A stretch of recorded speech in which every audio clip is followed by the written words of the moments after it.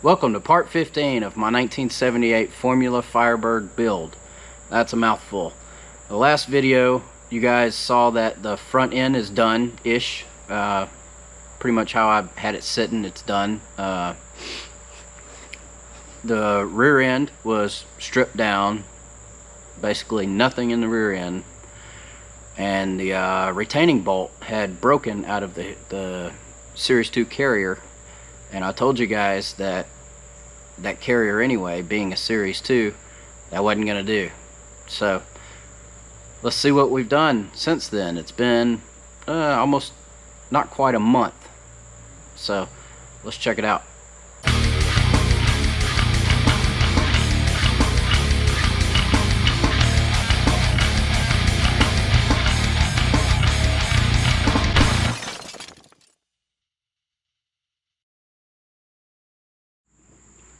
Alright, this video is likely to be all over the place, so let's get started. I made a little punch list, so it might be all over the place, but let's have at it anyway. So, I had the rear end sitting on the jack stands over there last time you guys saw it.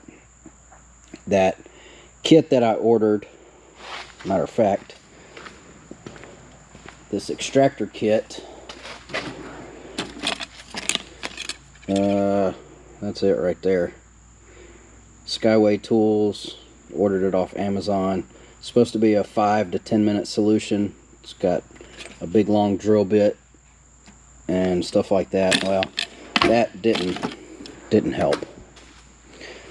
Didn't help getting that bolt out. Matter of fact, while we're over here, that's what that bolt looks like. And usually it breaks off with like just a little bit of thread in it left, and you can use that extractor to get it out. However, in my case, I'll show you exactly where it broke off. This is the old carrier and pinion gear here. It broke off right at the edge there, inside of that hole. Of that retaining pin. So as you can see, I ended up having to take the grinder and just as little as I could take off. You can see right there where I got into that a little bit. As little as I could until I could spin this around and pop that pin out, and then I was able to use a magnet to get the remainder of that retaining bolt out. Why they used that little thing, I don't know, but rear carrier's out, and rear end's back together and back in the car. But notice that's not in it. So told you guys that wasn't going to do. So what I ended up getting was an Eaton Truetrac. Not that one. Maybe that one. Anyways. Decided while I was at it, the 28 spline axles that came in the car, I upgraded those to 30 spline Moser axles, so they're a little bit thicker. And yeah, let's keep going. So I took the brakes off of both sides. Generally you're not supposed to do that because you can always reference the other side when you're putting them back together. However, as you can see, I'll put some pictures on the screen. When I was taking apart the rear end, I had to take both sides of the brakes off so I could take it up to the house. I could pressure wash it. I used oven cleaner and scrubbed a little bit just to get that whole thing completely cleaned out. That was after I had removed all the bushings, the seals, all that good stuff. So then I was waiting on my having a brain fart. The bearing and seal kit from Raytech. It was back ordered, so it took about a week and a half to get here. So in the meantime, I pulled those brakes apart, did all that. The traction bars over here, I painted with the Rust-Oleum bright coat. I think they were originally chromed. I don't know how I feel about these yet, about how they turned out. Of course, I'm filming and it's going to start raining every time. I was hoping it'd hold off for another 10 minutes or so, but oh well, you get to listen to the rain with me, guys. So I don't know quite how I feel about using these yet. I mean, I'm going to use them. I just don't know if they're going to match what I want, or else if I'm going to replace them. I know that there's better ways to prevent axle wrap and stuff like that, but that's what my dad had on the car, and that's part of my build goal. I'm not lowering the ride height. I'm not doing any of that. I'm doing a lot of stuff that would be the way that I think he would do it. I also ordered new emergency brake cables because the ones that are on there, they're rusty and shot. What else did I do? Let's see. Let me take my punch list. We'll go to the back of the car. So I wire wheeled, cleaned, and painted the whole rear end of the car up underneath. As you guys can see, it's all shiny and black. I did all the way up. I still have that center section to do right there, but because of where the lift is, was kind of limited. I just hadn't started on that yet. Just trying to take things in sections. I'm gonna have to talk over the rain now. Thank you, rain. Let's see, what's next? Got new leaf springs put on, new poly bushings. All the shackles are painted. The bracket that goes in the spring pocket here is all painted. I got the new air shocks put in. These are the Monroe air shocks, basically like my dad had in there. He had those yellow ones right there. And like I said, build goals, I decided to go back with that. Is it the best? No, but that's what I'm going with. When I was cleaning all this stuff out, all these drain holes, I pulled 4 shotgun shells out of this side. Because if I'll show a picture, but up in there is not even an inch all the way across, and stuff tends to disappear. I found, like I said, the 4 shotgun shells, a file, an Allen wrench, about 6 sockets, some rubber line, all kinds of stuff. It was pretty crazy. And that side over there especially was where I found all the tools, and it was full of dirt and stuff like that. So I got all that out the best I could. Dang, the rain's gonna come down. Speaking of those axles, here they are. These 30 spline axles, I pressed in the wheel studs. One of them, FedEx beat up the box pretty bad. The axle was kind of hanging out of the box, which was not that good. So I took it to a machine shop next to work and made sure that it was straight and everything, and they told me that yeah, it's good to go. Yeah, I wasn't too happy about that. That was another waste of time, you know.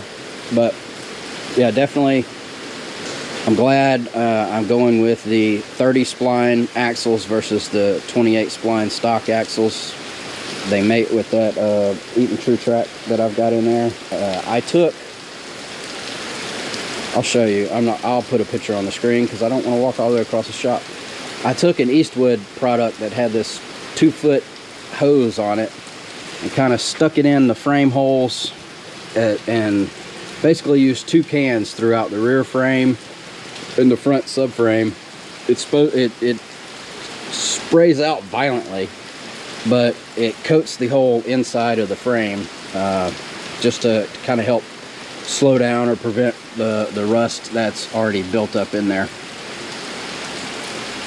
There was no way to really get inside the frame and clean it, and this product you don't have to.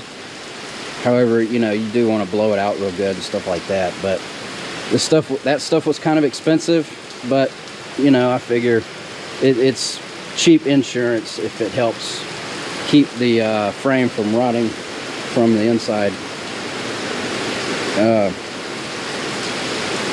Damn. Rain's kicking now. Oh well, let's keep going. Hopefully you guys can hear me.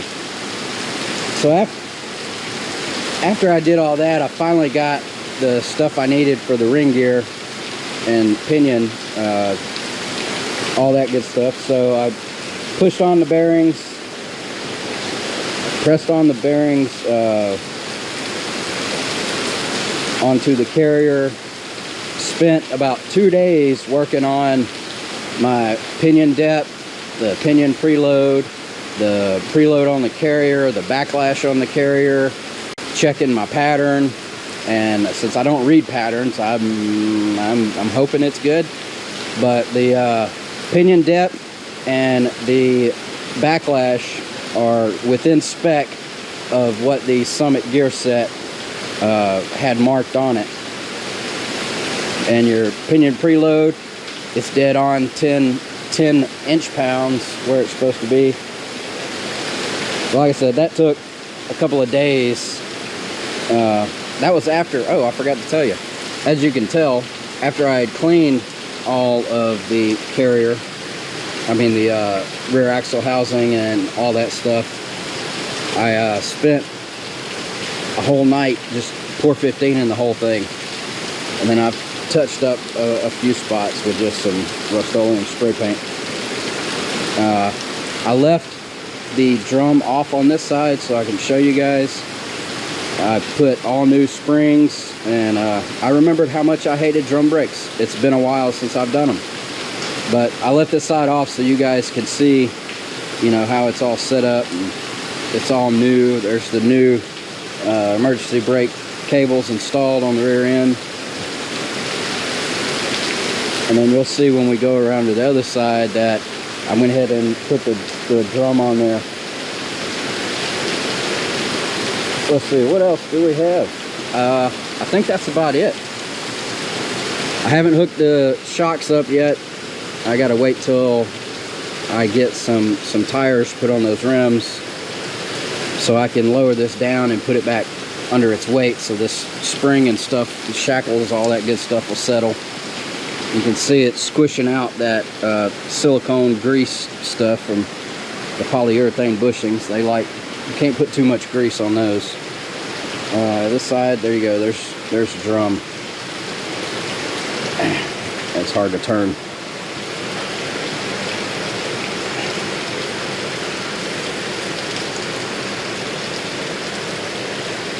Why aren't you turning?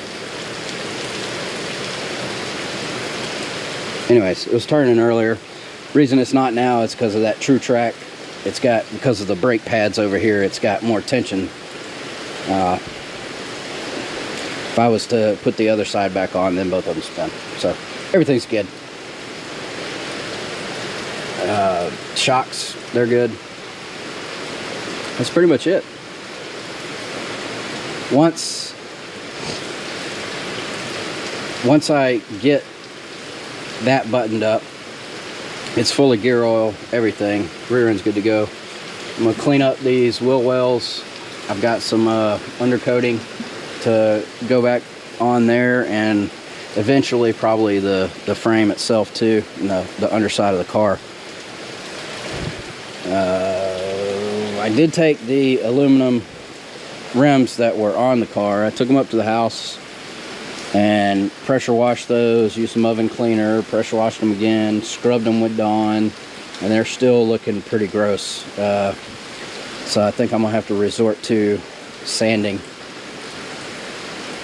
Then once I'm done with that and I get them in decent shape, I don't really I don't really care for the mirror chrome finish, so I don't know if I'll take them that far, but I do like I would like some nice clean aluminum finish on it. So I don't know how much I'll sand it down. Pretty much we'll just see how we feel. And then after I do that and get some tires, I had to go back over here. I do have a set of Global West subframe connectors. So these subframe connectors, they'll go in the car, but I have to do that on the ground. And they have solid bushings, body mount bushings for the rear. So I'll have to take my energy suspension polyurethane ones I just put in there and replace them with those. And these weld to the back of the frame, and then you're supposed to drill a couple of holes and bolt the front and all that stuff. So that'll be fun. But yeah, that pretty much is a status update on where we are and what's been going on. It's been almost 4 weeks, like I said, and been pretty busy. So hopefully we keep the pace, keep going. So don't forget to like the video, subscribe, hit the bell so you know when I upload more videos for the Firebird here. And we'll catch you next time on Chaos Garage.